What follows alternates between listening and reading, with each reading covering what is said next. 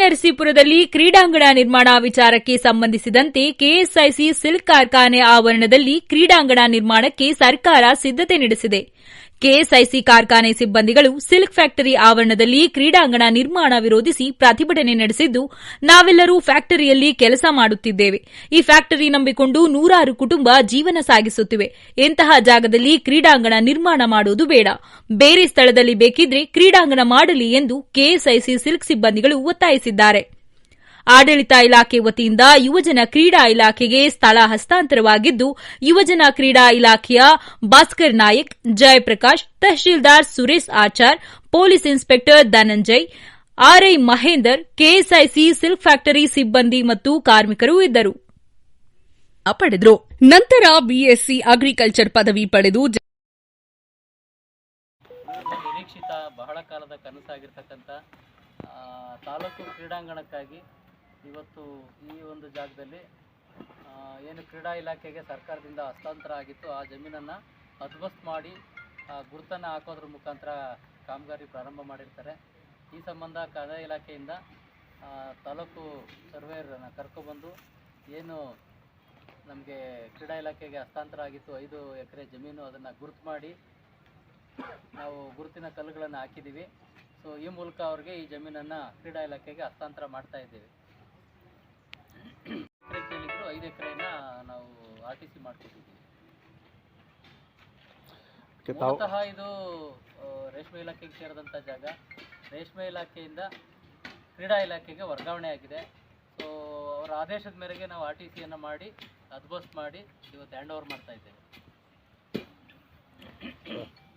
ಈಗ ನಿಮಗೆ hand over ಮಾಡಿದ್ದಾರೆ, ಈಗ ಕಾಮಗಾರಿ ಯಾವಾಗಲಿಂದ ಪ್ರಾರಂಭ ಮಾಡ್ತೀರಾ? ಆಮೇಲೆ ನೀವು ಎಷ್ಟು ಕೇಳ್ಕೊಂಡಿದ್ದೀರಿ, ಅವರು ಎಷ್ಟು ಕೊಟ್ಟಿದ್ದಾರೆ? ಸರ್, ನಮ್ಮದು ಇದು ಸರ್ಕಾರದ 24-25ನೇ ಸಾಲಿನ ಇದು ಬಜೆಟ್ ಪ್ಯಾರ. ಇದು ಬಜೆಟ್ ಖಂಡಿಕೆಯಲ್ಲಿ ಮಾನ್ಯ ಮುಖ್ಯಮಂತ್ರಿಗಳು ಬಜೆಟಲ್ಲೇ ಅನೌನ್ಸ್ ಮಾಡಿದ್ದಾರೆ. ಸೊ ಹಾಗಾಗಿ ನಾವು ಪ್ರಸ್ತಾವನೆ ಸಲ್ಲಿಸಿದ್ದನ್ನು ಸರ್ಕಾರದಿಂದ ಮಾನ್ಯ ಮಾಡಿ ಮಾನ್ಯ ಜಿಲ್ಲಾಧಿಕಾರಿಗಳು ಮೈಸೂರು ಜಿಲ್ಲೆ ಅವರು ನಮಗೆ 5 ಎಕರೆ ಹಸ್ತಾಂತರ ಮಾಡೋಕ್ಕೆ ಆದೇಶ ಆಗಿತ್ತು. ಸೊ ಅದ್ರ ಪ್ರಕಾರ ಇವತ್ತು ಹಸ್ತಾಂತರ ಪಡಿತಾ ಇದ್ದೀವಿ ಸರ್. ಇದು ಆಲ್ರೆಡಿ ನಮ್ಮದು ಎಸ್ಟಿಮೇಟ್ ಕೂಡ ಆಲ್ರೆಡಿ ರೆಡಿ ಇದೆ. ನಮ್ಮದು ನಾವು ಈಗಲೇ ಎಲ್ಲ ನಾವು ಕೆಲಸ ಕಾಮಗಾರಿ ಸ್ಟಾರ್ಟ್ ಮಾಡ್ತೀವಿ ಸರ್. ಟೆಂಡ್ರು ಇನ್ನೊಂದು 15-20 ದಿನದಲ್ಲಿ ಟೆಂಡರ್ ಕಳ್ಸೋಕ್ಕೂ ವ್ಯವಸ್ಥೆ ಮಾಡ್ತೀವಿ. ಎಸ್ಟಿಮೇಟ್ ಎಷ್ಟಿಗಾಗಿತ್ತು? ಎಸ್ಟಿಮೇಟು 6 ಕೋಟಿಗೆ ಸರ್. 6 ಕೋಟಿ. ತಮ್ಮ ಹೆಸರು? ನನ್ನ ಹೆಸರು SR ಜಯಪ್ರಕಾಶ್ ಅಂತ, AEE ಡೈಸ್. ನಮ್ಮ AEE ಅವರು ಇದ್ರ ಬಗ್ಗೆ ತಮಗೆ ಮಾಹಿತಿಯನ್ನು ಕೊಟ್ಟಿದ್ದಾರೆ.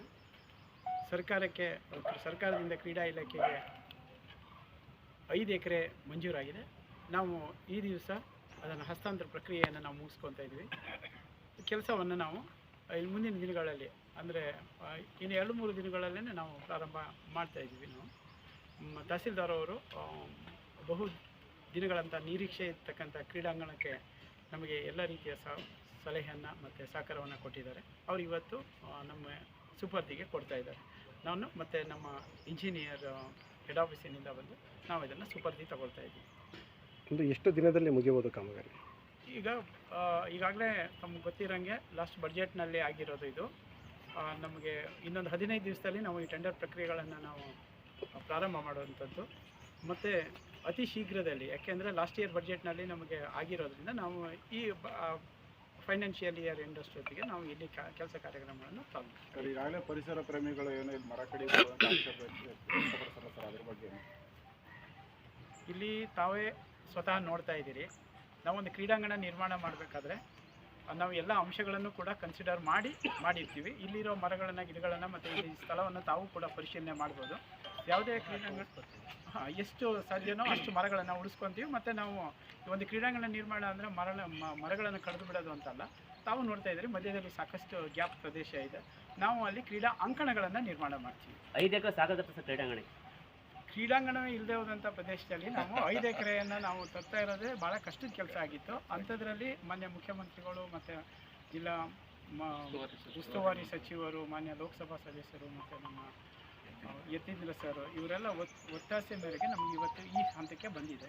ಇದಕ್ಕೆಲ್ಲ ತಮ್ಮೆಲ್ಲರ ಸಹಕಾರ ಬೇಕು. ಮತ್ತು ನಮ್ಮ ನರಸೀಪುರದಲ್ಲಿ ಇರ್ತಕ್ಕಂಥ ಕ್ರೀಡಾ ವಿದ್ಯಾರ್ಥಿಗಳ ಭವಿಷ್ಯವನ್ನು ನಾವು ಇಟ್ಕೊಂಡು ಅವರನ್ನು ರಾಷ್ಟ್ರೀಯ ಮತ್ತು ಅಂತಾರಾಷ್ಟ್ರೀಯ ಮಟ್ಟದಲ್ಲಿ ಕ್ರೀಡಾಪಟುಗಳ ಆಗೋದಕ್ಕೆ ಏನು ಸಾಧ್ಯನೋ ಅದನ್ನು ನಾವು ಪ್ರಯತ್ನ ಮಾಡಬೇಕು. ಇದು ಮೊದಲನೇ ಹೆಜ್ಜೆ. Thank you. ಮೀಸಲು ಕ್ಷೇತ್ರ ಮತ್ತು ವರ್ಣಾ ಕ್ಷೇತ್ರದಲ್ಲಿ ಕ್ರೀಡಾಂಗಣ ಆಗಬೇಕು ಅಂತ ಸುಮಾರು ದಿನಗಳಿಂದ ಒಂದು ಬೇಡಿಕೆ ಇತ್ತು.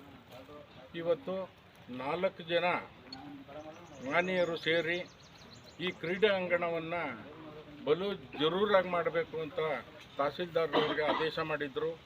ತಹಸೀಲ್ದಾರ್ ಸಾಹೇಬ್ರವರು ಬಂದು ಇವತ್ತು ಸರ್ವೆಯವರು ಮತ್ತು ಈ ಡಿಪಾರ್ಟ್ಮೆಂಟ್ನವರು ಬಂದು ಇವತ್ತು ಹಸ್ತಾಂತರವಾಗಿ ಅವರು ತಗೊಂಡಿದ್ದಾರೆ. ಕ್ರೀಡೆ ಇಲಾಖೆಯವರು ಮುಂದೆ ಇಲ್ಲಿ ಕಾರ್ಮಿಕರು ಯಾರು ಕೆಲಸ ಮಾಡ್ತಾ ಇದ್ದಾರೆ ಅವ್ರಿಗೇನು ತೊಂದರೆ ಆಗೋದಿಲ್ಲ. ಯಾರು ಹೆಣ್ಮಕ್ಳಿರ್ಬೋದು ಗಂಡು ಮಕ್ಳಿರ್ಬೋದು, ತೊಂದರೆ ಆಗೋದಿಲ್ಲ. ಸುಮ್ಮನೆ ಯಾರೋ ಹೇಳೋದು ಮಾತನ್ನ ಕೇಳೋದು ಬೇಡ, ಗಲಾಟೆ ಮಾಡ್ಕೊಳ್ಳೋದು ಬೇಡ. ಹಂಗೇನಾದ್ರು ಇತ್ತು ಅಂತ ಅಂದರೆ ಮಾನ್ಯ ಮುಖ್ಯಮಂತ್ರಿಗಳಿಗೆ ಮತ್ತು ಉಸ್ತುವಾರಿ ಮಂತ್ರಿಗಳ ಹತ್ರ ನಾವು ಕೂಡ ಬಂದು ಈ ಥರ ಎಲ್ಲ ಬಡವರು ಕೂಡ ಇಲ್ಲಿ ಕೆಲಸ ಮಾಡ್ತಾ ಇದ್ದಾರೆ, ಅವ್ರಿಗೆ ತೊಂದರೆ ಆಗಬಾರ್ದು, ದಯಮಾಡಿ ಅವ್ರಿಗೊಂದು ಭಾಗನ ಉಳಿಸ್ಕೊಡ್ಬೇಕು ಅನ್ನೋದನ್ನ ಕೂಡ ನಾವು ಎಲ್ಲ ಮುಖಂಡರುಗಳು ಅದನ್ನು ಕೂಡ ಮಾತಾಡ್ತಾ ಇದ್ದೀವಿ. ಇಲ್ಲಿ ಕಾರ್ಮಿಕರು ಸುಮ್ಮನೆ ಏಕಾಏಕಿ ಕೆಲಸ ಮಾಡೋಕ್ಕೆ ಬಂದಾಗ ತಡೆಯೋದು ಮಾಡೋದು ಬೇಡ.